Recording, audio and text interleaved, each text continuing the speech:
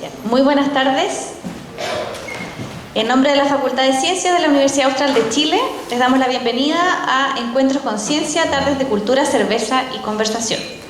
Actividad gratuita de divulgación de la ciencia para la comunidad valdiviana. Agradecemos, como siempre, al Club de la Unión por facilitar el espacio para realizar estas actividades, a la Radio Bio Vivo por apoyarnos con la difusión y al sitio web divulga.cl, con el cual estamos realizando una pequeña encuesta de nuestro público, así que cuando finalice los invitamos a pasar por allá. Es una encuesta bien especial con post-it, así que no es tan tediosa. El objetivo de los encuentros con ciencia es crear un espacio para acercar la ciencia a la comunidad, sacar la ciencia de los laboratorios y de la Universidad de la Isla Teja o de Miraflores hacia la comunidad, hacia el centro de Valdivia. Mostrar que la ciencia está en todas partes y que la aplicamos siempre en el día a día. Desde el año 2015 hemos realizado 36 encuentros con ciencia con más de 2.700 participantes. Los encuentros con ciencia se realizan una vez al mes con distintas temáticas de ciencia, donde contamos con una exposición del expositor o expositora y luego tenemos un tiempo para preguntas y conversación con los asistentes. Queremos que participen, que comenten y que aporten a esta actividad. Esta tarde me complace contarles que contamos con la participación de la doctora Irene Inoquio, licenciada en Matemáticas de la Universidad Pedro Ruiz Gallo de Perú, magíster en Ciencias, mención Matemáticas, doctora en Ciencias, mención Matemáticas de la Universidad Católica del Norte, académica del Instituto de Ciencias Físicas y Matemáticas de la Facultad de Ciencias de la Universidad Austral de Chile. La doctora Inoquio ha participado de estadías de investigación en Brasil, Nueva York, Italia y Reino Unido. Además, ha participado en la organización de diversas actividades de vinculación con la comunidad, como la organización del Tributo a las Mujeres en Matemáticas, Campeonato Escolar de Matemáticas Región de los Ríos, Coloquios de Matemáticas, Encuentro de Sistemas Dinámicos, entre otros. Y esta tarde nos va a presentar Evolución Temporal, Caos y Fractales. ¿Aló? ¿Aló? ¿Se me escucha? Bueno, muchas gracias, Carla, por la introducción. Muchas gracias por la introducción. Gracias también, me gustaría agradecer a Carla por la invitación. Agradecimientos también a la Facultad de Ciencias por la oportunidad que nos brinda a nosotros académicos de la universidad poder acercarnos más a la comunidad valdiviana a través de estos encuentros. Entonces, muy feliz por eso. Bueno, también agradecer a Tamara Díaz, que es la consejera de escuela y que también formó parte de fue un puente para poder hacer esta presentación aquí en este evento. Muchas gracias también. Bien, también agradecer al público presente por su tiempo. Alex Giacomini, nuestro director, también se hizo presente, algunos estudiantes que por ahí veo. Muchas gracias por venir, por dar su tiempo en esta charla que voy a presentar. Muy bien. El tema de hoy día va a ser evolución temporal, caos y fractales. ¿Okay? Lo que puedo decir es que el área de investigación donde yo me desenvuelvo es el área de los sistemas dinámicos. Si bien desde una perspectiva más teórica, pero lo que voy a presentar aquí es una matemática más cercana para que todos puedan entender, más amigable, y está íntimamente relacionado con lo que yo trabajo, pero también es un punto de encuentro con otras ciencias. ¿Okay? Entonces, vamos a empezar. Evolución temporal, entonces, está relacionado a la teoría de los sistemas dinámicos, en el sentido que uno estudia los procesos que evolucionan en el tiempo, estos procesos o fenómenos que tienen movimiento, asociado al término movimiento. Entonces, por ejemplo, desde el movimiento simple de un péndulo, que oscila periódicamente, hasta fenómenos naturales, donde podemos estudiar el crecimiento, por ejemplo, de las poblaciones, el crecimiento de epidemias, cómo evolucionan en el tiempo, podría ser crecimiento también o propagación de células cancerígenas, etc. Todo esto, detrás de esto hay un modelamiento matemático que estudia los sistemas dinámicos. ¿Okay? Entonces,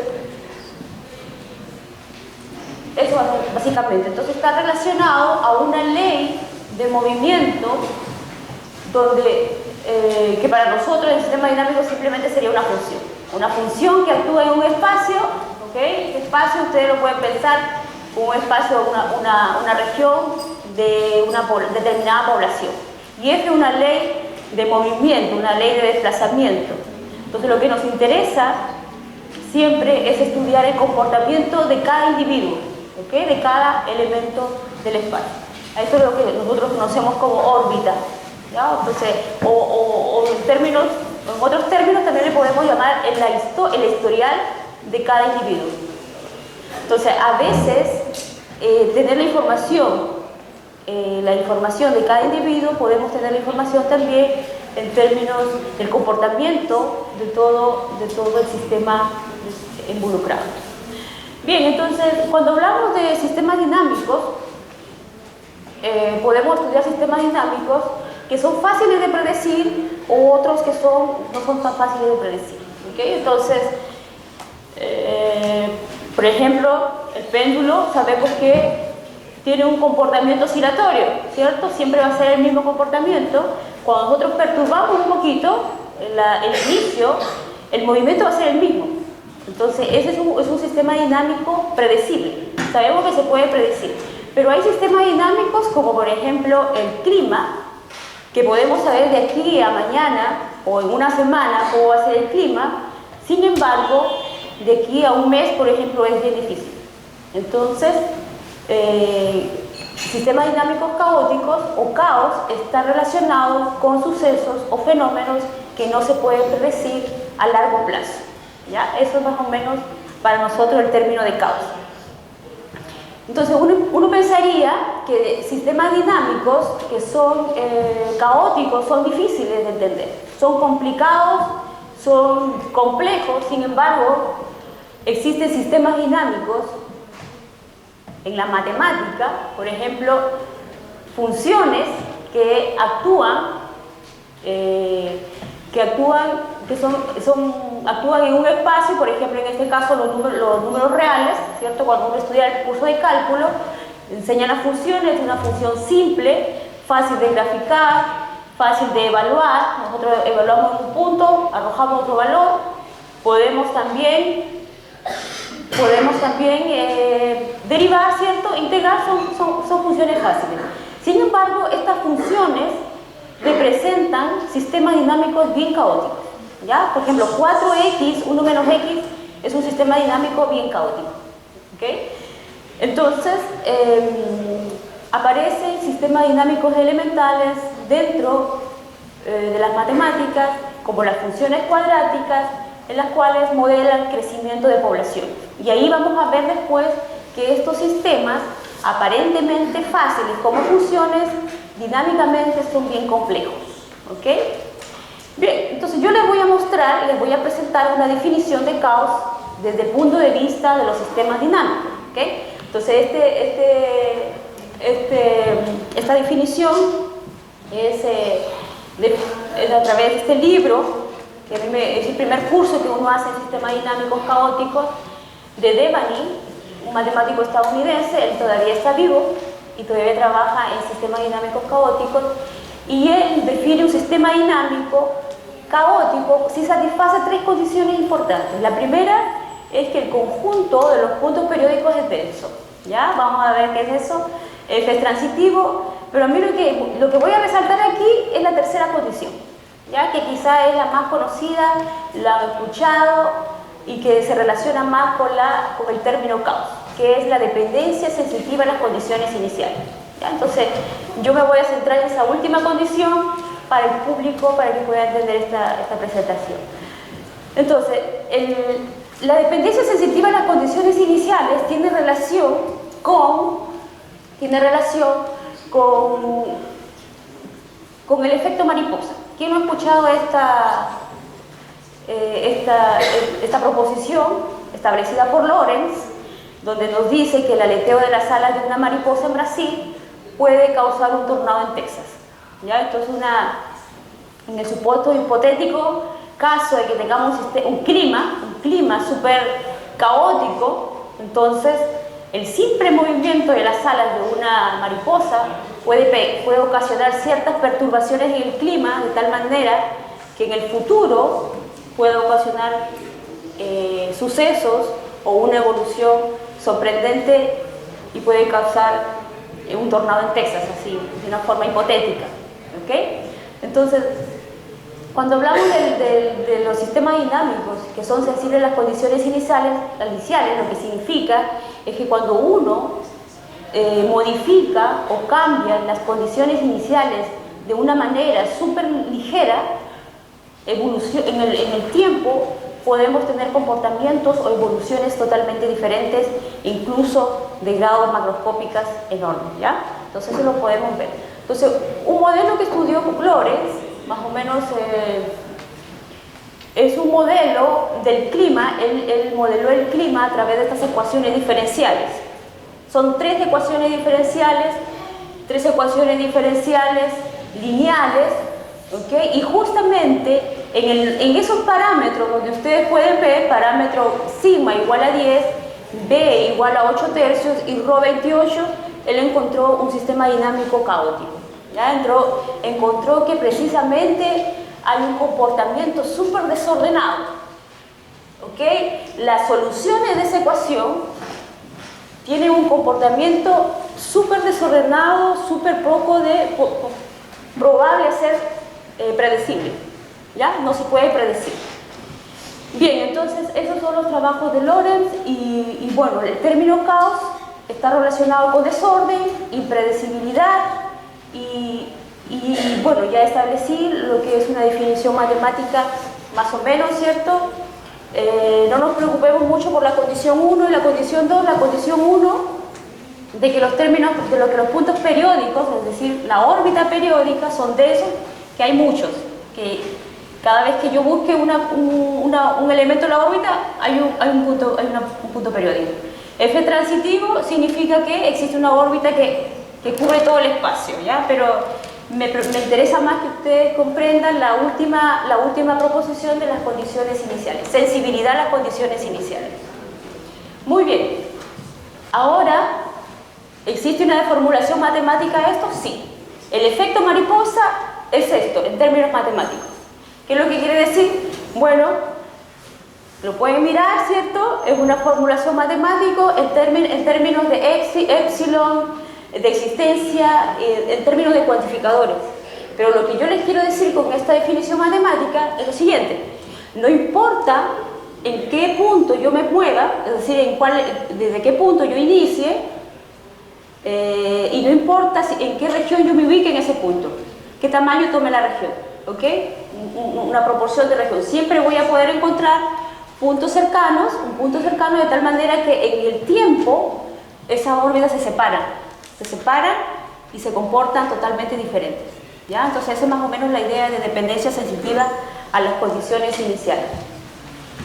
Muy bien, entonces cuando hablamos de evolución temporal asociado a un sistema dinámico, tenemos que hablar de un proceso de iteración, porque acuérdense que tenemos una ley de movimiento, ¿cierto? Si tengo una población y quiero ver cómo se comporta esa población, tengo que evaluar esa ley de desplazamiento en cada individuo y ver qué pasa en el futuro. Entonces tiene que haber un proceso iterativo. Ese proceso iterativo no es más que un proceso que uno lo hace siempre. Por ejemplo, uno tiene una calculadora y tiene un valor, ingresa, arroja un valor y luego aplica la misma función a esa salida. Una entrada y aplico la salida, la misma función y así aplico un proceso reiterativo. Ese es el proceso iterativo, ¿ok? Es el proceso de iteración. Tengo una función que es la ley del movimiento, tengo una condición inicial, entonces ingreso el dato, sale, vuelvo a aplicar la función y así esa ley del movimiento me va a determinar cómo es el comportamiento de cada individuo o de cada elemento del espacio. Muy bien, de una forma u otra podemos mostrar una función cuadrática. Quien no ha estudiado una función cuadrática en un curso de cálculo, podemos ver, por ejemplo, si tomamos un punto inicial, x0 igual a 0, lo que me arroja la salida aplicándole esa ley va a ser 1, ¿cierto? Yo evalúo el x igual a 0, lo que me arroja es el 1. Le vuelvo a aplicar, la entrada ahora es 1, le vuelvo a aplicar el proceso iterativo, sería 2. Le aplico 2, sería 2 al cuadrado más 1, sería 5. Le aplico de nuevo, sería 26. Y así aparecen términos súper grandes que yo ya me da lata calcular. Entonces, ¿qué es lo que pasa con el comportamiento de esa sucesión? Se va al infinito. Entonces, así como esto, podemos observar el comportamiento, qué es lo que pasa con la órbita o qué es lo que pasa con la historia de cada individuo. ¿Okay? Muy bien, bueno, hay un ejemplo súper básico, pero interesante en el sentido de que si uno aplica x igual a 0 reiteradas veces, una entrada y vuelvo a entrar y vuelvo a salir, saco el término y vuelvo a iterar, entonces ahí aparece un punto fijo. Siempre va a ser 0, 0, 0, 0 y la órbita no se mueve, se queda ahí, fijo. Bien, un ejemplo más que uno puede ver sería una función x cuadrado menos 1. Seguimos con el punto x0 igual a 0, si le aplicamos la ley del movimiento sería menos 1. Si le seguimos aplicando, la entrada ahora sería menos 1 y sería al cuadrado menos 1 sería 0, y así podemos ver que estamos entre 0 y menos 1, 0 y menos 1, 0 y menos 1, un ciclo. Entonces hay ciertas órbitas que se comportan y siguen dando vuelta, y es el comportamiento cíclico que hacen las órbitas. ¿Okay? Solamente ejemplos simples, pero nos dan gran información de cómo son las órbitas. Bien, entonces una función x cuadrado menos 1,2 igual, ahí por ejemplo no sabemos cómo va a ser el comportamiento, quizá es un comportamiento muy aleatorio, ¿ok? No es fácil de predecir, los otros se podían predecir, sé que es un punto, es un ciclo, sé que se va al infinito, pero este punto por ejemplo, no sé lo que pasa. Entonces es un punto de donde podemos decir que es un punto caótico, no sabemos cuál es el comportamiento de esa dinámica. Y ustedes lo pueden ejemplificar con cualquier cosa, ¿ok? Individuos, animales, bacterias, etc. Cualquier cosa. Muy bien. Yo les quiero mostrar ahora un modelo que es muy estudiado por los por los biólogos, modelo de crecimiento de poblaciones, que es la función logística o la función cuadrática, ¿ok? Este modela crecimiento de poblaciones. Aquí es una función cuadrática, ¿cierto? Es una parábola, alcanza este máximo, significa que el modelo a priori se asume que hay una población máxima, y a partir de ahí los lambda siempre van a estar entre 0 y 4, eso está fijo, ¿ok? Porque ¿qué pasa si es mayor que 4? Si es mayor que 4, entonces yo voy a iterar una vez más, y cuando itere una vez más voy a llegar a una parte negativa, y cuando llego a una parte negativa se sale de la realidad. Una población negativa no puede ser, entonces tiene que estar restricto a 0,4, ¿ya? Bien, entonces aquí aparece la órbita, ¿cierto? Ahí aparece la órbita, y bueno, entre 0 y 1. ¿Por qué se restringe entre 0 y 1? Simplemente porque estamos considerando la fracción de la población maximal viva en la generación N.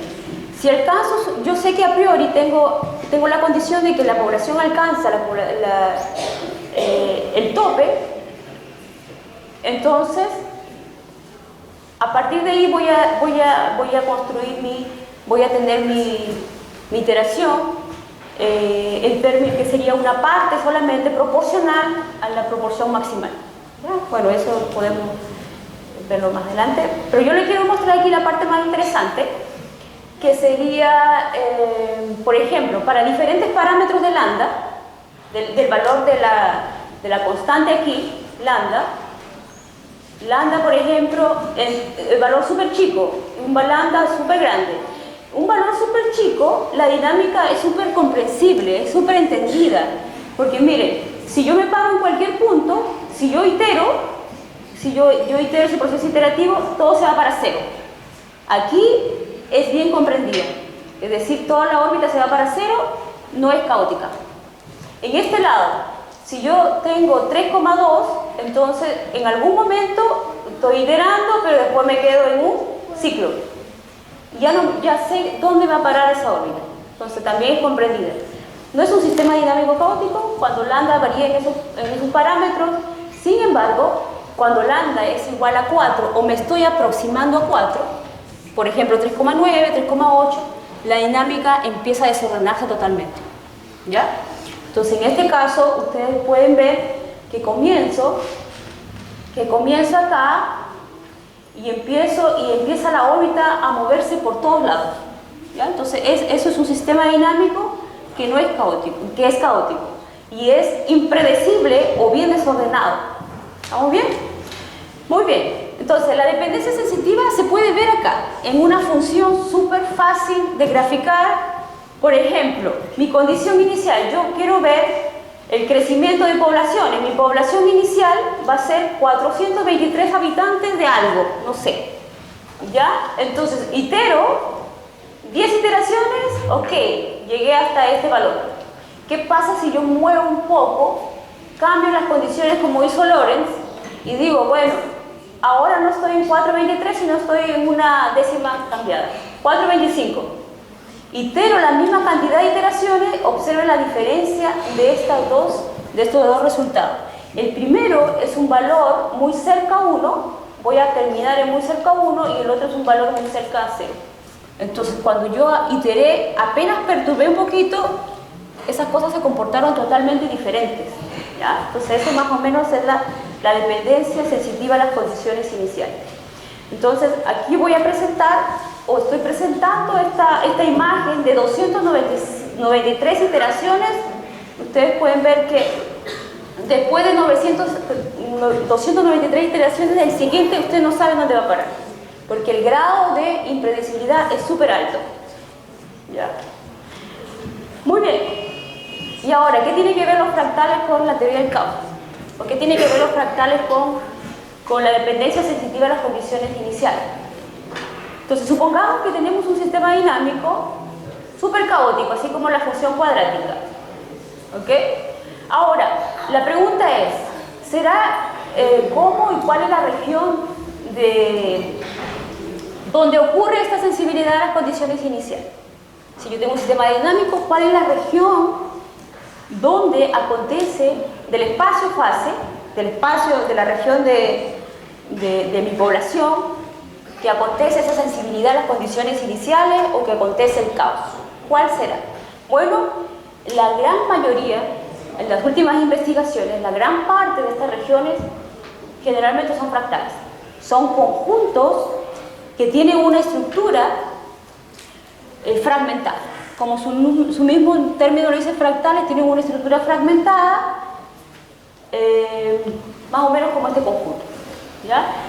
Este conjunto es un conjunto, ¿quién de ustedes la conoce? ¿Lo conoce? ¿Lo han visto? Sí, lo han visto. El conjunto de Mandelbrot, ¿cierto? Entonces muchos conocen esta imagen, ¿cierto?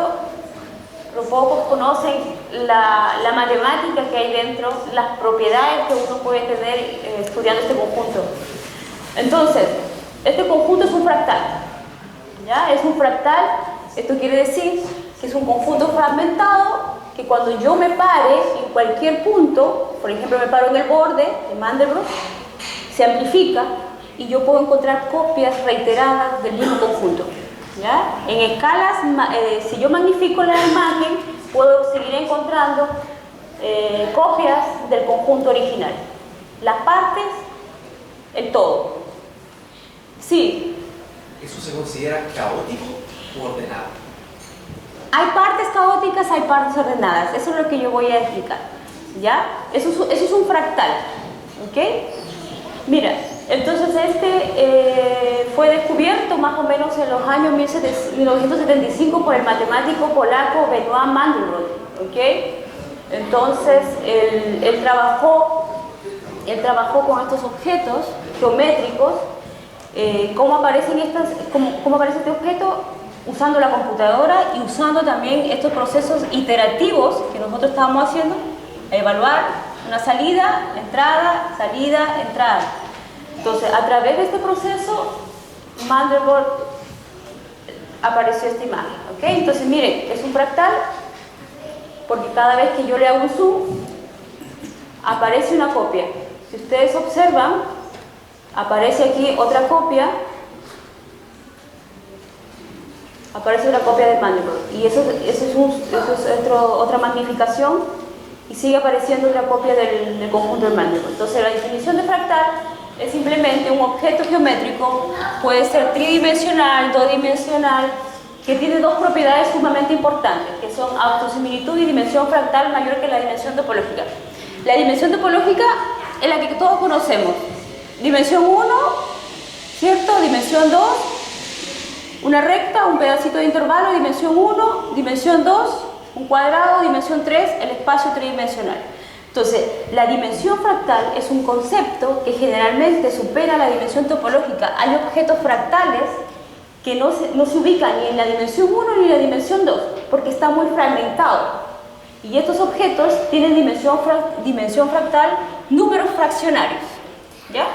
Entonces, cada vez que yo tengo un número fraccionario muy cerca a 2, por ejemplo, entre 1 y 2, pero muy cerca a 2, quiere decir que el objeto es sumamente fragmentado, sumamente arrugado. Eso es más o menos la idea del fractal. Muy bien, entonces lo que me preguntabas, ¿cierto? Lo que pasa es que te puedo responder la pregunta una vez que consigamos o entendamos cómo conseguimos este conjunto de Mandelbrot, ¿ya? Entonces, resulta por un proceso de iteraciones, ¿ya? Entonces, miren, hemos estudiado, o lo que hemos visto hace un momento, la función x cuadrado más c, más 1, menos 2, ¿se acuerdan? Iteramos, uno se va al infinito, uno se va a 0. Entonces, ahora voy a iterar esa función, z cuadrado más c, es muy parecida a la función que hemos visto, pero ahora en los números complejos, ¿ya? No va a ser dolor de cabeza, es súper fácil de comprender los números complejos. Miren, es simplemente, ahora tengo la recta, le agrego un eje imaginario, ¿ok? Entonces un elemento va a ser de la forma x más y. El y va a ser la raíz cuadrada de menos 1, simplemente eso. Y tiene una representación polar encima, tiene una representación polar. ¿Y qué significa que yo eleve el cuadrado? ¿Qué significa que yo eleve el cuadrado de ese número? Significa que ese número, que es un número complejo, miren acá, está asociado a un radio que es la distancia de 0 hasta este punto, y también se le asocia su ángulo. Entonces, cuando yo elevo el cuadrado, lo que voy a hacer es amplificar o reducir el radio dependiendo del valor de r. Por ejemplo, si r es mayor que 1, entonces el radio crece cuando yo elevo al cuadrado. Eso simplemente es la elevación al cuadrado. Y el ángulo va a girar, va a aumentar en 2, multiplicación por 2. ¿Ya? Eso es simplemente para nosotros entender cómo funcionan los números complejos. Por ejemplo, z cuadrado más i sería, cuando uno itera, se para en 0, comienza aquí, en i, menos i, después va a menos 1 más i, después va a menos i, después va al mismo punto, tenemos un ciclo. Ahí tenemos un ciclo, ¿ok? La órbita se va a un ciclo. Sabemos el comportamiento de eso. Ahora, ustedes pueden hacer la prueba para esta z cuadrado más 2i.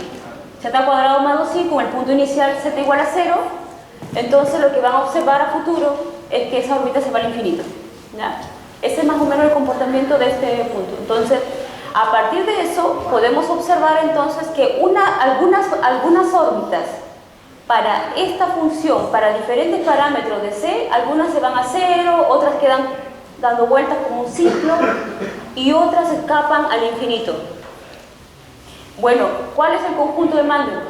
El conjunto de Mandelbrot, hablando matemáticamente, sería el conjunto de todos los parámetros c de esta función, el conjunto de todos estos parámetros tal que cuando yo itero esta función, la órbita no se escapa al infinito. Esa es la definición matemática de ese conjunto, ¿ok? Entonces, algorítmicamente, ¿cómo podemos entender este conjunto? Miren ahí, tenemos el plano complejo, ¿ok? Todo esto es mi plano complejo, imagínense que esto es mi plano complejo. Aquí están todos mis parámetros C, todos los valores que puede tomar C.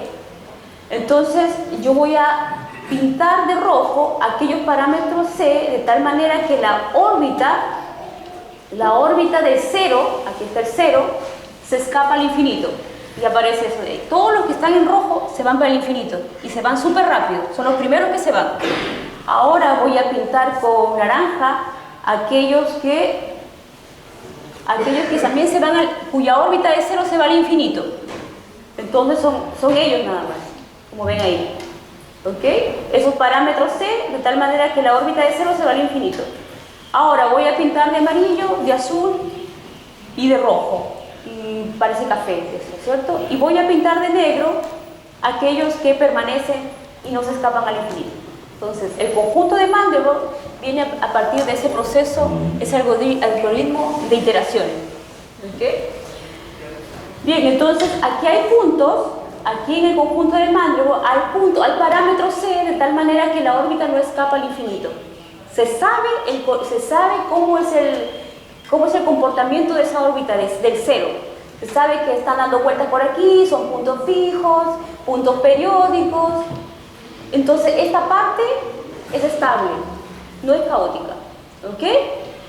Ahora, ¿qué pasa si tomamos un parámetro más cerca de la frontera, parámetro C, la órbita se está yendo? Entonces estos colores que aparecen aquí, estos colores no es nada más que la rapidez con que se están yendo al infinito los puntos. Si yo estoy por acá, entonces los puntos que están acá se van más rápido, así como la construcción que hemos hecho anteriormente. ¿Ok? Entonces esto verdaderamente es un fractal, tiene esa propiedad de que los parámetros C, de tal manera que la órbita de 0 a través de esa función z² más c permanecen acá, se conoce la órbita, es estable, entonces no es caótica. ¿Ok? Entonces, podemos hablar de órbitas en el Mandelbrot caóticas, ¿ok? Pero no podemos hablar si este conjunto es caótico o no, ¿me entiendes?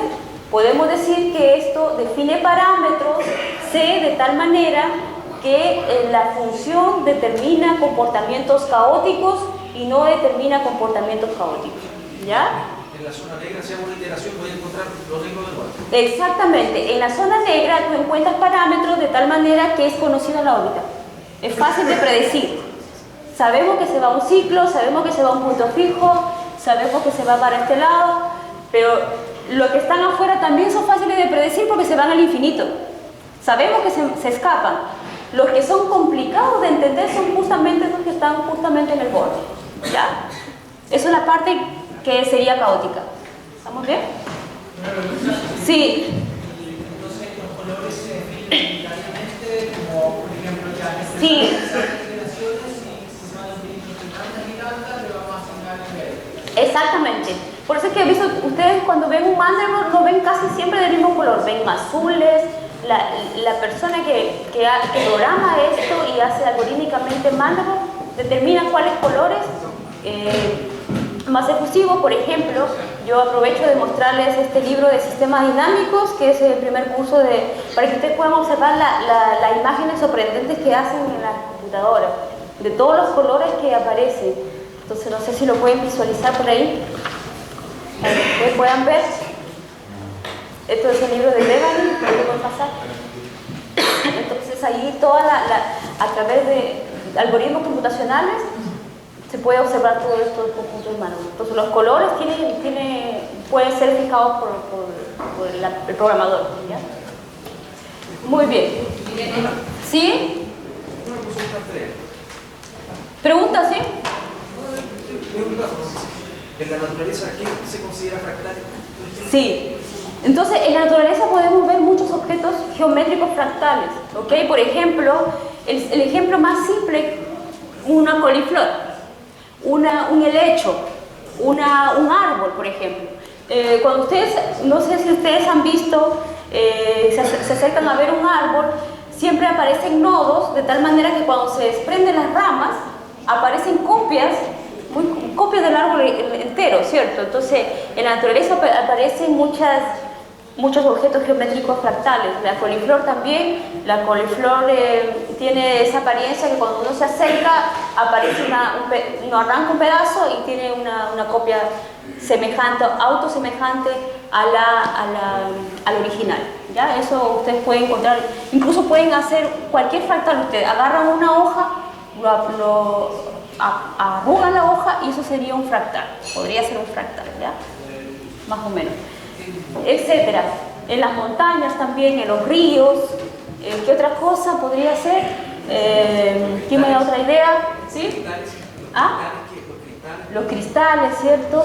Yo después voy a presentar unas imágenes donde se presentan los caracoles. Ustedes ven los caracoles, tienen una forma que cuando uno se va aproximando, esta cosa ya lo vi aquí en otra escala. En otra escala tiene esa proporción, tiene esa misma característica. ¿Cuál es la pregunta? Tú explicabas que eso era un plano complejo. Sí, un plano complejo, o plano así como este, sí. Sí, un plano, bueno, ¿y a dónde está el origen? El origen está por aquí, mira. Mira, está por aquí. O sea, ahí sería el eje como igual a cero. Sí, exactamente. Entonces, ¿cuál es la dimensión máxima en cada uno de los ejes? Porque se puede usar. Sí, esto es, por ejemplo, por aquí está el I, más o menos. ¿Ya? Por aquí está, parece que pero 2 I por aquí. Y el 1 está por acá, un poquito más lejos. ¿Ya? Eso sería. O sea, aquí está agotado. Sí, está agotado. Este conjunto está en el plano complejo. Bueno, el plano complejo. ¿En qué sentido agotado? Agotado que tú puedes decir está en el 1,4. Sí, exactamente. Claro que tú puedes tener variantes, puedes hacer traslaciones también del mando. Sí, entonces, depende cómo tú hagas la. ¿Quién más? Esta región de colores naranja, ¿qué quiere decir cuando dice que es infinito? Sí, lo que pasa es que definimos el conjunto de Mandelbrot como el conjunto de todos los números complejos o los parámetros C, ¿te acuerdas? Mira, definimos este conjunto, iteramos esa función. El conjunto de Mandelbrot, simplemente el conjunto de todos los C, ahí está, tal es que cuando yo itero esta función, la órbita de cero no se escapa al infinito. ¿No se va? Es decir, mira, no toma valores grandes. No, cuando yo itero, yo sé que no toma valores súper grandes, eso. ¿Me entiendes? Que por ejemplo está acá, mira. Por ejemplo, mira, está por aquí, empieza aquí, ¿estamos de acuerdo? El siguiente iteración está acá, la siguiente iteración está por acá, la siguiente iteración está por acá, la siguiente está por acá y después se pierde, se va. Pero esos puntos, por ejemplo, la diferencia entre esos puntos que toman valores muy grandes y los puntos verdes, por ejemplo, es que forman alguna estructura. Esa es más que sean números grandes, ¿no? Es la estructura que forman en el plano completo. La estructura se forma, mira, O el infinito, o fuera de esa región no tiene estructura como fuera de esa región, el complemento del plano. Adentro, el manto no es todo, la parte negra, ¿cierto? La parte negra, su parte, mira,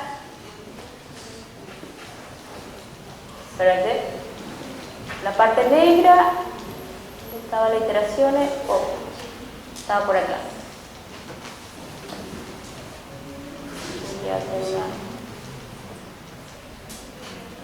Mira, entonces tenemos el mando que es como un cardioide, ¿cierto? Tenemos esos adornos, esos se originan, por ejemplo, ¿qué te puedo decir?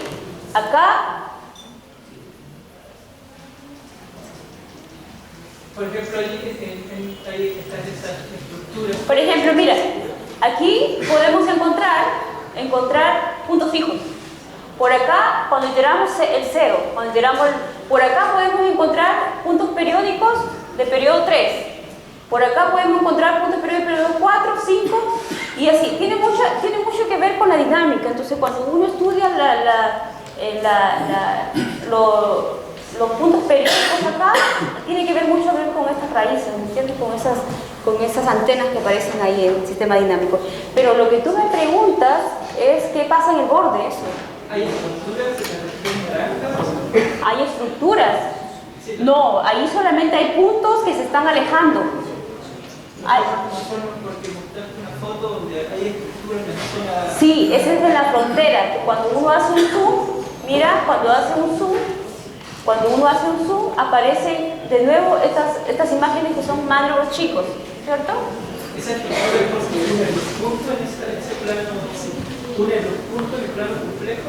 Une los puntos en el plano complejo, no. Porque es una función en el plano complejo y esa estructura viene de los puntos que toman la función. No, esa estructura aparece de ese algoritmo de colores, eso es. Entonces, ese algoritmo de colores aparece. No aparece porque es una función y la gráfica es eso, no. Esto es un algoritmo. Entonces yo digo, voy a colorear esos parámetros C de tal manera que esos C, y yo veo que cuando yo le aplico z cuadrado más C, itero esa función es 0, se escapan al infinito, entonces lo pinto de rojo. Si se queda, lo pinto con negro. Entonces, hacer ese proceso, algorítmicamente aparece ese diseño. No es una función que me va a dar esa gráfica, ¿ok? Es un proceso algorítmico. Le voy pintando si cumple eso, le voy pintando de negro si cumple el otro. Y ahí aparece ese resultado. No es diferenciable ni nada de eso. No, ahí todavía no hablamos de eso, ¿ya? Eso, entonces, gracias por la pregunta, estaba muy buena. Entonces, bueno, una vez que uno entiende este proceso iterativo, ¿cierto? De el conjunto de Mandelbrot más o menos algorítmicamente se obtiene de esta forma, ¿ok?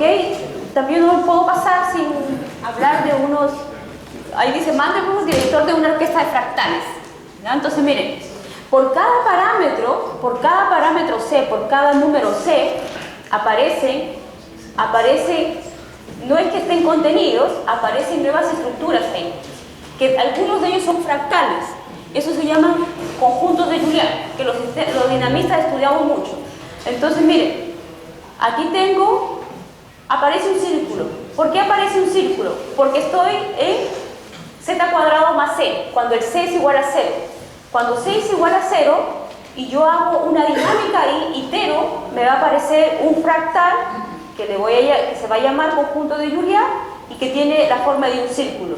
Cuando yo le pongo z cuadrado más i, por ejemplo, más i o más i, me va a aparecer un fractal acá asociado que tiene la forma de una dendrita, ¿ok? Y así para diferentes valores de c. Entonces, este conjunto de Mandelbrot se puede ver que está asociado a cada parámetro un conjunto que en alguno de ellos es la región caótica de los sistemas dinámicos que estamos estudiando, z cuadrado más c. Entonces, estas regiones, por ejemplo, ustedes pueden ver que tienen la forma de fractales, ¿ok? Entonces, ese sería un conjunto de Julian. Para cada parámetro C da origen, entonces, a unos pequeños elementos que nosotros le llamamos conjuntos de Julian. Por ejemplo, miremos acá, ¿qué pasa cuando C es igual a 0? Cuando C es igual a 0, simplemente estoy en mi dinámica z cuadrado, ¿ok? Entonces, en este caso, por ejemplo, si el radio de C es súper chico, todo se va para acá. Todo se concentra acá. Si el radio de Z es súper grande, todo se va para el infinito. Entonces, aquí conocemos la órbita. Esta parte no es caótica. Afuera tampoco es caótica porque nosotros sabemos que se va al infinito, sabemos el destino. Pero entonces hay cierta parte que no sabemos cuál es el comportamiento y es la frontera. Ese sería el conjunto de Julian. Esa es la parte caótica, eso es lo que tú me preguntabas. Ahora, z cuadrado más 0,1. Ahí tenemos una deformación del círculo. De igual manera, esta parte, si tomamos un punto acá, iteramos, el radio decrece, se va todo para un ciclo, lo que estamos acá se va para el infinito y me quedo con la parte frontera que cada vez está pareciendo más a un fractal, ¿ok? Y así sucesivamente, ustedes pueden, para diferentes parámetros de C, aparecen nuevas imágenes sorprendentes. Por ejemplo, aquí aparece uno que parece una dendrita, ¿cierto? Esta imagen fractal es cuando C igual a 0,1i. Esa es la imagen fractal. Ese se llama el helicóptero. Una imagen fractal también. La parte de acá, entonces la parte caótica sería la frontera, ¿ok? la frontera entre la parte estable, la parte que sabemos cómo es el comportamiento acá, todo queda acá, y la parte que se va al infinito. Y los colores son simplemente la forma o la velocidad con que se está yendo al infinito. ¿Ok? Muy bien. Y ahí siguen apareciendo más imágenes. Este es el conejo de Boadi, muy famoso, estudiado en el conjunto de Julia. Julia fue un matemático francés, ahí está con su salchicha. Entonces, él estudió más o menos del año 1920, más o menos, que él trabajó en estos conjuntos. Entonces, es mucho más antiguo que el conjunto de Mandelbrot. Mandelbrot basó sus ideas en estos trabajos de Julia. ¿Okay?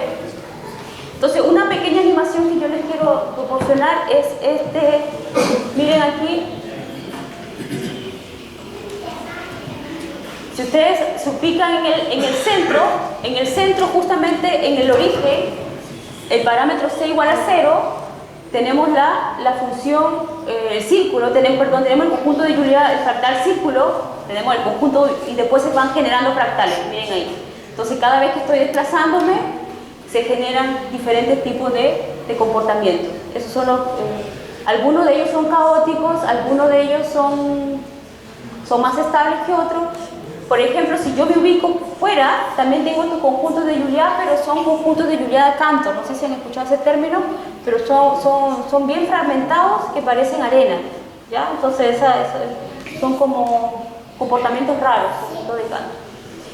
Muy bien, entonces, solamente para avanzar, terminar esta parte.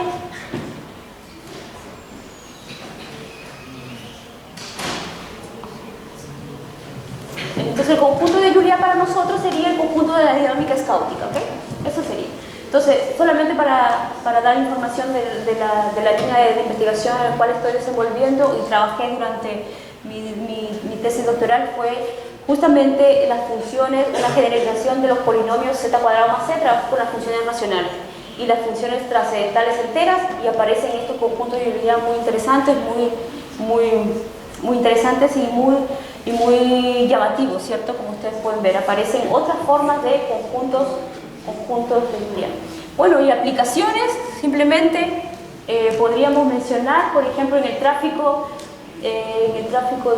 inalámbrico, ¿cierto? Ahí se presentan, de la red inalámbrica, ahí se presentan estructuras fractales. Alguien puede más o menos saber un poco más de eso. En medicina también, cuando uno tiene células premalignas y hay una fase de transición ahí entre células premalignas y células malignas, se detecta que hay estructuras, unas células que son bien fragmentadas, por ejemplo acá, donde la dimensión fractal, ahí a través de la dimensión fractal se puede determinar si cuán fragmentado o no es fragmentada la célula. ¿Okay? Entonces ahí se puede ver también un poco de fractales. En la economía también, para observar patrones con las tendencias, ¿cierto?, del mercado. Observen aquí, hay ciertos patrones en el gráfico de precios, etc. Bien, y bueno, en la naturaleza misma podemos encontrar, observen aquí un brócoli, un coliflor, ¿cierto? Si ustedes toman este pedazo, se vuelve a repetir en otra escala la misma copia del conjunto. Y bueno, en el arte también, ¿quién no ha visto por ahí una estructura fractal de esa forma? Eso. Y con eso, bueno, la referencia que puedo dar es el libro, ¿cierto?, de Devaney, que es un curso muy introductorio, muy fácil de entender. El primer curso del sistema dinámico caótico, Falconer, la geometría fractal, Carlson, dinámica compleja. Agradecimiento especial a Denise Martín por ayudarme con las diapositivas, Eugenio Truco por las opiniones y las sugerencias que me dio, son bienvenidas también. Eso, muchas gracias a todos.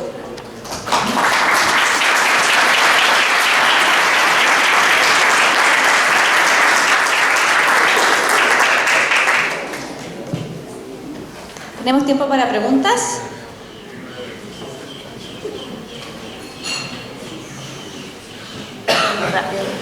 Sí, dime. Un caleidoscopio. ¿Un qué? Un caleidoscopio. Ajá. Esos son como espejos de ¿Ya? imágenes.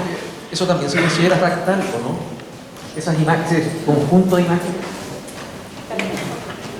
Bueno, si tiene autosimilitud, sí.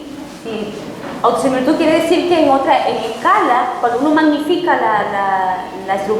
el objeto, en otra escala, si se ve una copia o algo, o un patrón parecido, no necesariamente igual, un patrón parecido, la tendencia, entonces puede ser que es un fractal, ¿no? No sé cómo... Las imágenes que se proyectan en el fondo de la ventana de... Sí, uno puede ver fractales por... Sí. Entonces, Mandelbrot observó eso. Observó esa... Y uno puede ver fractales por todos lados. Sí, bastante.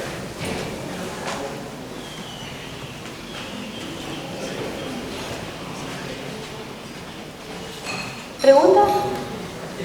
¿Tiene alguna propiedad fractal, no sé, suma, multiplicación, cosas así? Ah, operaciones. ¿Tiene alguna propiedad? Propiedades Como dinámicas. los números que se suman y dan un número, que se multiplica, se dan un número. Es decir, un fractal puede resultar de un proceso iterativo, un proceso de un sistema de funciones iterativas. Y bueno, si tú sumas esos dos procesos iterativos, quizá te da otra cosa, que puede ser también un fractal, puede ser no, puede ser que no te dé. Entonces, detrás de eso hay un proceso iterativo para resultar un fractal bien estudiado. Por ejemplo, Sierpinski, no sé si tú has escuchado Sierpinski, que tienes un triángulo, tú le quitas un triángulo medio central y vas aplicando eso reiteradas veces, al final te queda una cosa agujereada. Entonces, la dimensión de eso está entre 1 y 2, es decir, 1, y tanto, 1,5 más o menos. Entonces, esa cosa no es ni un objeto unidimensional ni un objeto dos-dimensional. Entonces, detrás de eso hay unas funciones para poder producir eso. Quizás si tú sumas las funciones te da otra cosa más, ¿me entiendes? Detrás de eso, no es que sumes fractales, sumas las aplicaciones, puede ser que sumes. Entró una curiosidad chiquitita. Sí. En el Mandelbrot, cuando lo definiste, son los parámetros C, Sí. de manera que la órbita desde cero tiene alguna propiedad cualitativa, por ejemplo, llámese periódica, o No se escapan al infinito. o se escapan al infinito, ¿cierto? No se escapan. No Los se que escapan. permanecen. Exacto. Entonces mi pregunta es si tú, en vez de partir desde cero, partes desde otro número, por ejemplo, el imaginario. Si he Para llegado- generar otro... Lo que pasa es que es una caracterización partir de cero, justamente porque cero es un punto crítico, ¿ya? Ahí en el z cuadrado más c es un punto crítico, Ok. ¿ya? Entonces, tiene más información trabajar con Pero el Mike. si lo hago aquí, ¿se obtiene? No sé, no sabría decirte. No queda Mandelbrot. No sé, quizás no sé. Perfecto. Y tengo otra pregunta, que también me dio curiosidad en la definición de caos que hay que ustedes tienen, Sí. porque en el fondo están definiendo caos. Sí, Y cuando uno escucha la palabra caos es como sinónimo de que no puedo decir nada de él. Entonces, en esa órbita que ustedes tienen que definir esta cosa que es caótica, ¿qué cosas se estudian sobre ella? bueno, usamos mucha teoría de probabilidades, Teoría de probabilidades. tenemos tendencias, no tenemos cosas cualitativas, propiedades exactas, tenemos, por ejemplo, aplicamos leyes, usamos muchas leyes estadísticas para poder tener algunas propiedades, ¿no? Como promedios, cosas de ese tipo. Promedios, leyes, la ley de lograr de números, el teorema del límite central, todas esas cosas. Eso, así. ¿Sí? La predicción del clima utiliza... Sí, la predicción del clima es un sistema dinámico súper complejo. Como les dije, uno puede saber el clima de mañana, pero de aquí a un mes uno no sabe. Y tiene muchas variables para... Entonces, mudas una, no se sabe qué es lo que va a pasar. Entonces me imagino que usa mucha estadística, mucha probabilidad y todo eso, ¿no? Hay uno famoso, el detector de lotes. Es un modelo Sí, que se basó en unas ecuaciones, bueno, que ahí entra ecuación diferencial. Sí, Es un sí. sistema de ecuación diferencial que trataba Claro. de predecir condiciones de atmosférica. Sí. Entonces se encontró que si uno variaba ciertos parámetros en la ecuación, tenía un conjunto fractal. Sí, apareció esa cosa que aparecía Claro, ahí que es como la órbita súper complicada. Ah, esas cositas así. Perdón. Disculpe. En 2D. Y también hay imágenes tridimensionales. No sé si han visto. Profesora, profesora. He visto que empieza a aparecer arquitectura basada en fractales, pero eso, ¿es posible hacer un análisis tridimensional de estas fórmulas como para aplicarlo es decir, a la claro, o es muy complejo? y otras dimensiones, yo creo que se puede generalizar, incluso hay estudios ya de eso, dinámicamente hablando, sí, en más dimensiones. Yo trabajo en dimensión 1, en dinámica complejo, en la recta y bueno, en plano complejo. Pero yo he visto ya trabajos relacionados a eso, ¿no? Sí se puede hacer, se hace. Profesora, disculpe, ¿podemos respetar el micrófono porque hay mucha gente que nos está escuchando? Ay, disculpe. Entonces, así también, yo levanto la mano, yo veo y le doy el micrófono y así. Ya. Por favor. Gracias. Antiana, gracias por la presentación. Tengo una pregunta sobre el conjunto de Mandelbrot. Sí. Esos son números complejos, ¿cierto? Son números complejos. ¿Se ha hecho también cómo se ve la magnitud de esos números complejos y la fase? Hacer un mapeo de las magnitudes solamente de ese conjunto de Mandelbrot. ¿Qué quiere decir con magnitud? El módulo. ¿Ya? ¿Qué tiene? ¿Cómo se ve el módulo? ¿Se hace también? No sé, pero sería... ¿Cómo se ve el módulo? Sí, entendí. O sea, Hace variar los módulos. Bueno, el módulo es un número real, ¿no? Entonces ahí nos vamos a trabajar con C cuando es un número real. Sería una parte del Mandelbrot, puede ser, ¿no? Sí, y también su fase, o sea, su ángulo. Sí, claro, variando. Sí. Sería interesante analizar eso. Interesante.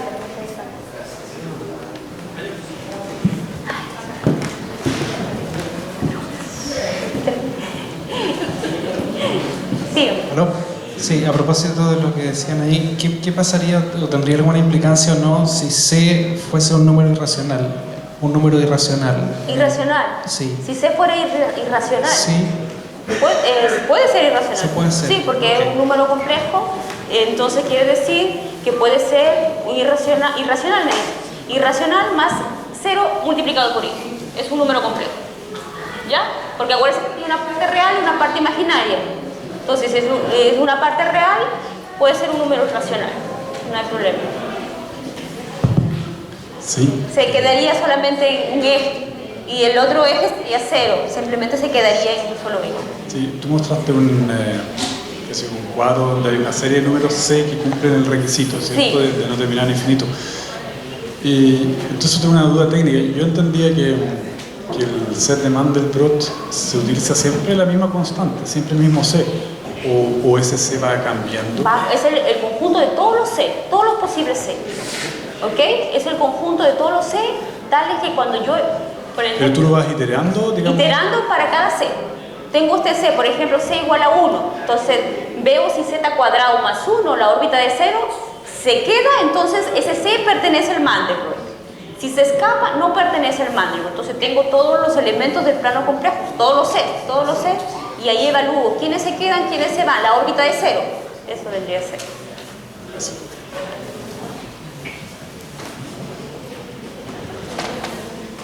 Sí, y la parte negra es la parte donde las órbitas quedan, ya no se van. Ese sería el conjunto. Hola Irene, gracias por la exposición. Tengo dos dudas. Si es que tú en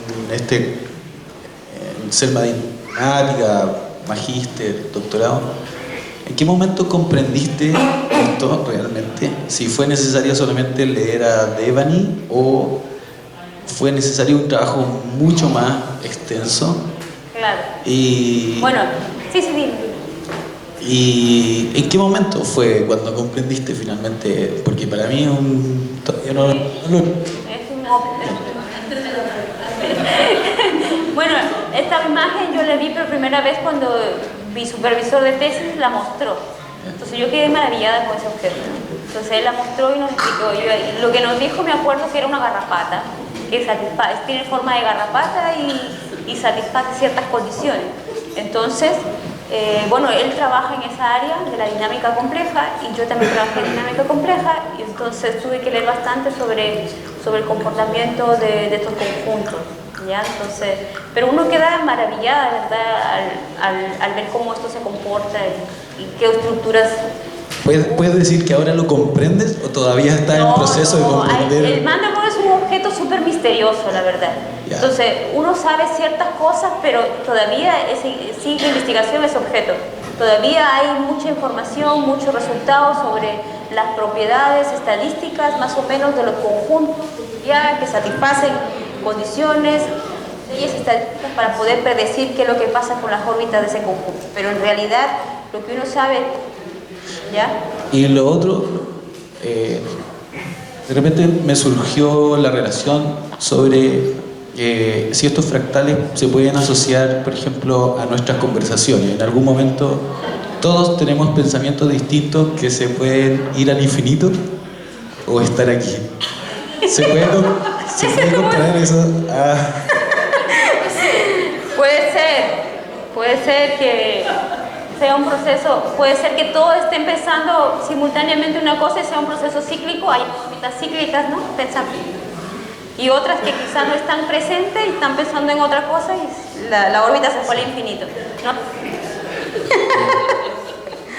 Oye, un comentario que semejante a lo que decía él. Yo tengo hijos con 5 mujeres distintas, entonces el árbol genealógico de mi hijo no es plano. Yo veo que tú planteas los fractales como un plano. ¿También existe esta tridimensionalidad? Sí, claro. Por eso es que cuando uno define un fractal, lo define como un subconjunto del espacio Rn, porque n puede ser cualquier dimensión, de tal manera que satisface esa condición. Nosotros vemos solamente tridimensional, objetos hasta tridimensionales, ¿no? Más allá no podemos observarlo, pero sabemos que matemáticamente hablando es una definición ya establecida, ¿no? Son objetos del espacio Rn que satisfacen esa propiedad, que en escalas pequeñas, magnificamos la escala, observamos otra parte del todo. Y así, y bueno, no solamente en el plano, sino también en dimensiones mayores, claro.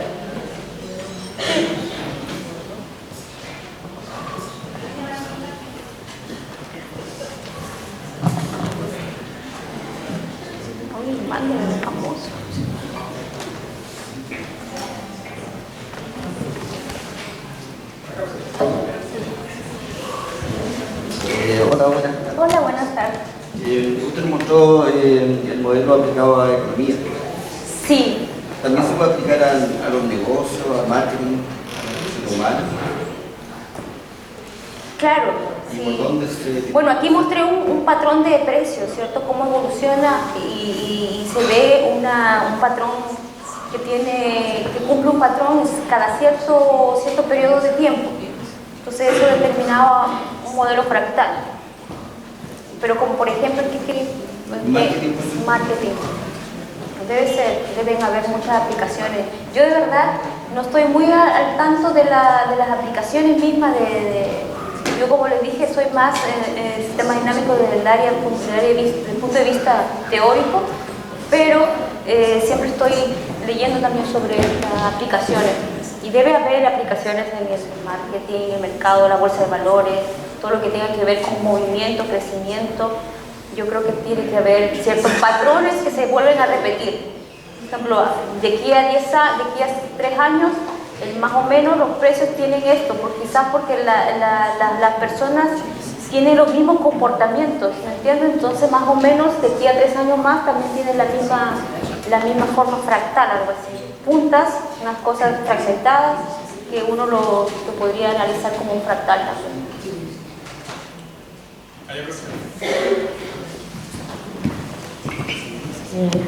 Hola, bueno, no sé si tú conoces, por ejemplo, qué tipo de qué programas se utilizan para formular los algoritmos que logran el objeto.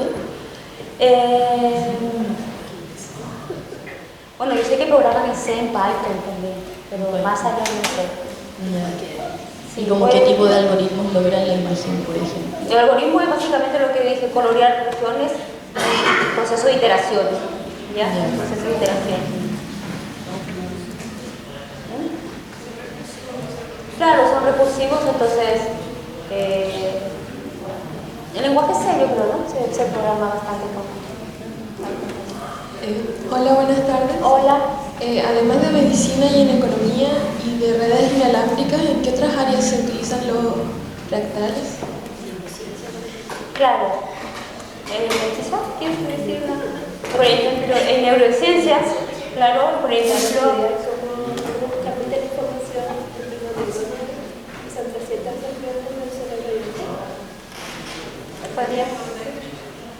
crecimiento, ¿cómo se transmite la información de una región del cerebro a otra? Eso sigue.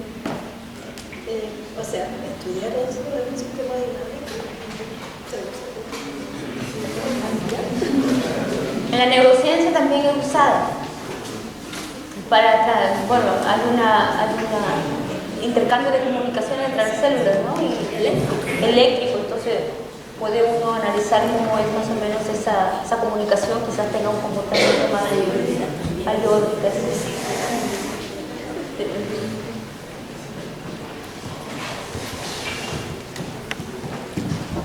Hola, muchísimas gracias por esta charla. Realmente qué bueno que ver estas cosas así.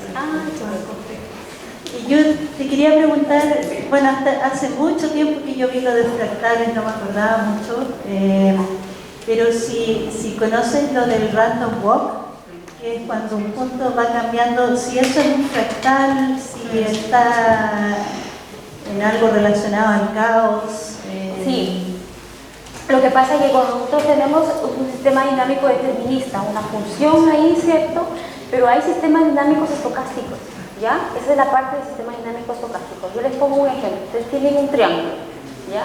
Entonces yo les digo, bueno, ubíquese un punto en cualquier parte dentro del triángulo. Entonces, la próxima iteración o la ley de movimiento ahí va a ser, bueno, el punto más cercano de los vértices, la mitad se ubica en la mitad del punto más cercano. Entonces, en cualquier punto, ya es un proceso aleatorio, porque usted no va a determinar. Entonces, ahí va, bueno, estoy por acá, entonces aleatoriamente se va por acá. Estoy por acá, aleatoriamente se va por allá. Entonces, ahí voy a formar un triángulo que también aparece en el triángulo de Sierpinski, ¿ya? Entonces, hay sistemas dinámicos estocásticos que tienen que ver más con procesos aleatorios, ¿ya? Es una dinámica y donde cuando hablamos de caos, involucramos procesos deterministas y también procesos aleatorios. Porque no sabemos predecir más o menos, entonces sistemas dinámicos estocásticos tienen mucha relación con eso. Entonces sí, hay una dinámica estocástica que se estudia. ¿Ya? Eso. Entonces, ¿es un fractal el random walk? Sí, puede determinar, no, es que el random walk, camino aleatorio son procesos, ¿cierto? Son procesos donde puedo tener una dinámica estocástica y a partir de ahí puedo tener... lo que pasa es que yo tengo una ley, esa ley de movimiento, ¿cierto? Esa función es determinista y esa función me determina cuál va a ser el desplazamiento. Pero cuando tenemos random walk es una cosa aleatoria, tal vez no sabría decirte bien si produce o no produce fractales. Pero es diferente, porque aquí tenemos una ley, las cosas aleatorias es un proceso más aleatorio, ¿ya? Un proceso más estocástico. Puede ser cuando tienes el grano de polen en el agua, tienes movimiento browniano. Sí, ahí podría ser. Más o menos. Ajá. Entonces, la figura que queda puede ser considerada. Por ejemplo, cuando nosotros tengamos un estudio aquí de esta aplicación determinista, es un sistema dinámico determinista, y aparece caos, es porque aparece aleatoriedad, es decir, cosas aleatorias. Estamos yendo ya al paso de la dinámica estocástica. ¿Ya? Irene, yo tengo una pregunta para todo el público que no sea matemático o físico. Si nos puedes contar un poco tu experiencia como en el mundo de las matemáticas, como qué es lo que te motivó inicialmente y cómo ha sido tu camino estudiando un doctorado, investigando sobre las matemáticas, como especialmente para los estudiantes que están acá. Bueno,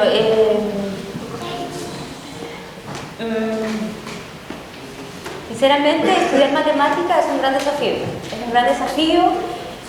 Tenemos momentos buenos, momentos de todo, como todo doctorado, yo creo. ¿Ya? Sin embargo, depende mucho de las personas que están a tu alrededor y quién te intensiva a continuar, ¿ya? A terminar una tesis doctoral. Terminar una tesis doctoral en matemática es un poco complicado, ¿ya? En realidad en las ciencias puras, en las ciencias más duras, que se puede decir así, quizás porque el patrón no son muchas mujeres que estamos ahí, son pocas las mujeres que estamos inmersas en el ámbito de la ciencia, ¿ya? Entonces es una experiencia buena y es un camino de perseverancia, la verdad, porque yo siempre digo, sacar un paper en sistemas dinámicos, en matemática en general, es un trabajo duro y es de mucha perseverancia, de estudio también, como en otras disciplinas. Y bueno, a mí que me motivó fue mi profesor de tesis, ¿no? Del doctorado, siempre me motivó a quedar más. Bien, y aprovecho esta instancia para promocionar también un evento que vamos a tener en noviembre, del 11 al 20, tenemos una exposición de retratos de mujeres matemáticas, ¿ok?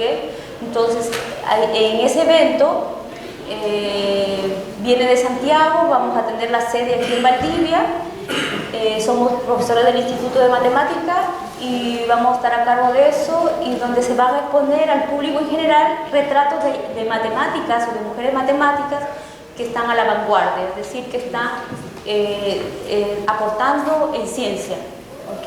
Entonces, están todos invitados y va a ser en noviembre, y también vamos a dar unas charlas alusivas a las mujeres matemáticas a los niños de colegio, a los niños de escuela, y va a ser en el CES, ¿okay?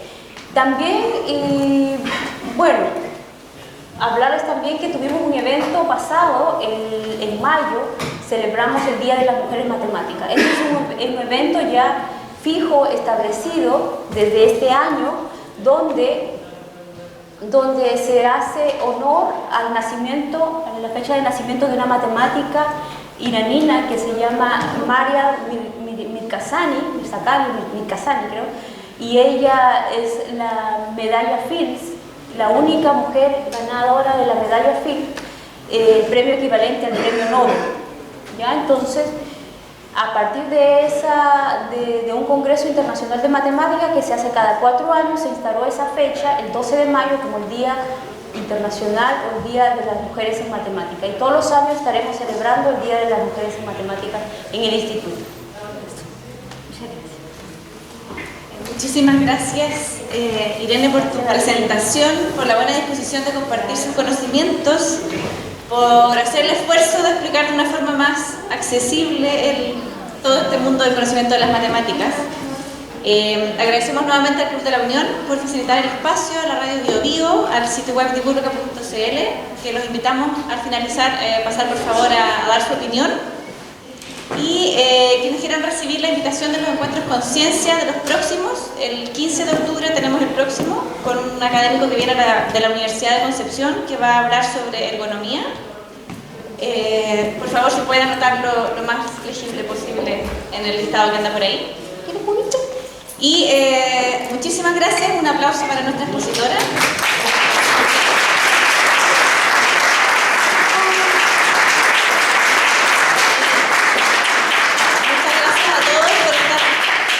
Aquí esta noche, y me encanta que más de 70 personas están escuchando una charla de matemáticas. Un día del Partido de Chile, así que sí. Muchas gracias, buenas noches.